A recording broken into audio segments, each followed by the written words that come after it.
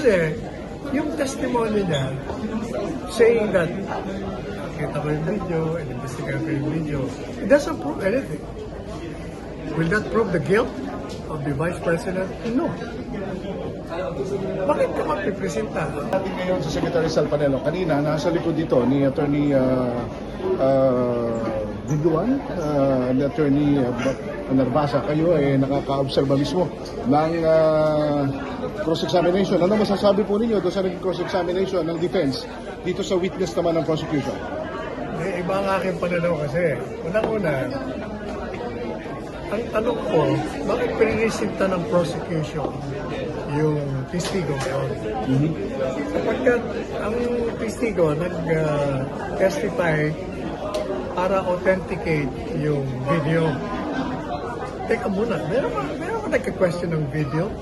Meron bang nag-question sa defense? Wala ka natin kung yung pahayag ni Inday Sara ay kine-question nila na meron nga bang ganong pahayag o wala? Madalit sabi, it's not disputed. So I cannot understand why the prosecution will be presenting that. Hindi naman dinidispute na sinabi ni Inday Sara yun. Di ba? So kung hindi naman disputed yung video yun, eh ba't ka magpipresenta ng somebody to authenticate it? That's what. Kasi, yung testimony niya, saying that, nakita ko yung video, in-investigate ko yung video, it doesn't prove anything. Will that prove the guilt of the Vice President? No. Bakit ka magpipresenta? Pangalawa, sa defense naman, kasi kung ako ang defense, of course, sila yun, hindi naman ako sila. I would have not cross-examined. Kasi nga, wala naman. Useless naman. Unless, na may gusto kang ipunto sa ibang aspect. Kasi ang pinaka-main niya is authenticating the video. But is the defense questioning the authenticity? Is it questioning that there was no such video? Wala, di ba? Oh, kaya ang talagang tanong kasi dyan, kaya sinasabi ko, yung tanong ni Ontiveros, I always disagree with her, but kahapon, siya lang ang tama. Kasi kaya tinatanong niya, teka muna, hindi niya muna probahan na may assassin dito. Bakit niya pinipresenta yan? Kaya punto niya, ano ba, crime ba ito? O masamang asal lang yung ginawa? Tama yung sinasabi niya. Ang ayaw ko lang sa impeachment natin. Kasi I came here to watch an impeachment trial. But kahapon at kanina, ang nakita ko ay isang propaganda proceeding on the part of the prosecution. At syempre, dahil nagpropaganda siya, ito naman kasing presiding officer, hindi ko maintindihan kung bakit siya pumayag. Ino-object ka na nga ng depensyon na hindi pa pwedeng ginagawa mo. Magpupropaganda ka rito. Mag-present ka ng testigo mo. Eh, pinayagan niya. Pagkatapos, sabi niya, saka na lang daw siya mag-decide kung strike off yung mga propaganda niya. Eh, narinig na ng lahat eh. Saka ka pala mag-iisip. Classic presiding officer na. O yan naman ang ano. Kanina nangingiti kayo dun sa likod. Saan kayong bahagi nangingiti ron? Nangingiti ako kasi sa akin useless. Hindi naman nga dinidispute eh. Ang pag-uusapan doon, yung bang mga pahayag niya ay babagsak sa impeachable offense o krimen. Eh hindi nga eh. Kaya, pabor sa defense yun.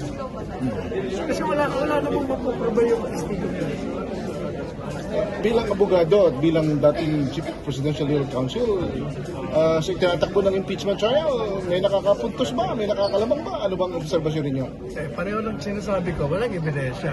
Kaya magpipresenta ka ng testigo, hindi naman kini-question ng depensa yung authenticity. Ba't ka nagpipresenta niyan?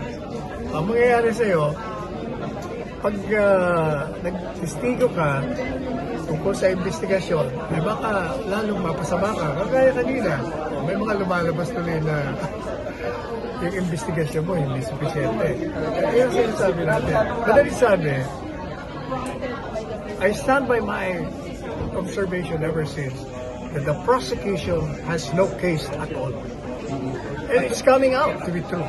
Attorney, as yung pagpapalabas ng video, para sinasabi mo it proves that the Vice President made the threat kasi made the threat to the President, First Lady, and the Speaker. Tingin niyo ba bakit pinipilit ng prosecution na ilabas yung video na yun? At do you think it's a smoking gun po ba? Hindi nga eh. Kasi it's not even a threat. Eh, inamin na nga nung testigo, di ba? Sabi niya, conditional. Tapos binabi niya, naging absolute. Madalit sabi, kasi yung video yun, pag pinanood mo from the very beginning, o kahit na nga yung yung tanong sa sagot, walang threat. Dahil conditional, pag namatay ako. Madalit sabi, yung sinasabi ni Inday Sara, ever since sinasabi ko rin on the day after sinabi niya, sabi ko, itong sinasabi ni Inday Sara, nagsusumbong siya sa taong bayan na merong threat sa buhay niya at hinihingi niya ang tulong ng taong bayan na pag pinatay po ako, etong mga pinaghihinalaan ko, iganti niyo ako dito, humihingi ako ng katarungan sa inyo. That is the context by which Inday Sara expressed herself on that November 24, 2025. Yun ang context na. So walang threat. Humihingi siya ng ng saklolo sa sambayanan. Ako po'y gustong patayin ito. Kung ako po'y napatay, alam ko na ako kung sino nagpapatay sa akin ito. Kaya gantihan niyo ako. Kung kasi pinipilit Na nag-contract ng assassin, nasaan? Sino kinontrata niya? Wala. Kasama yun sa kanyang expression ng sumbong.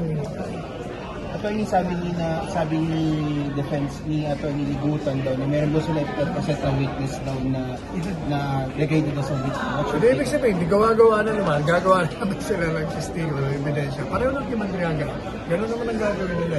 Ito talaga, labanan ito ng propaganda. Kaya nga itong trial na ito, ginagamit nila sa propaganda, siraan si Inday Sara.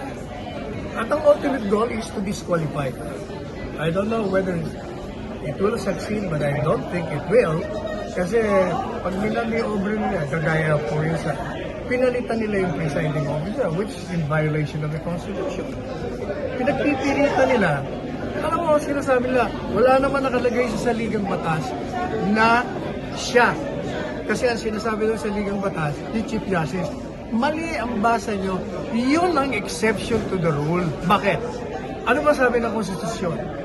Ang impeachment court ay ang Senate.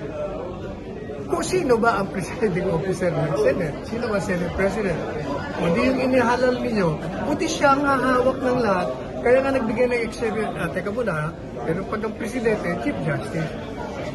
Tsaka yung sinasabi pa rin nila na pinalitan yung rules. Tama yung sinasabi ng magkapatid. Teka muna, nung pinalitan niya yung rules, mali sapagkat wala kayong quorum at that time. 12 lang kayo Kaya natin umakit kami sa Korte Suprema. Ang tanong ngayon, bakit pinalitan si Gatchalian?